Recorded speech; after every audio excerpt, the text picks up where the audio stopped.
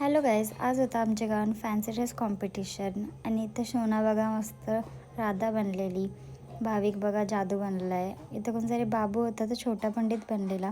बाकी सगळे काय बनले ते तुम्ही पुढं बघा.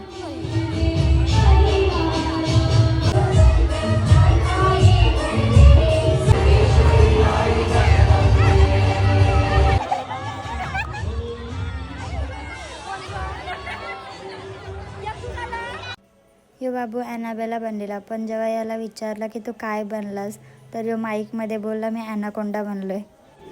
लास्ट एंट्री यांची होती.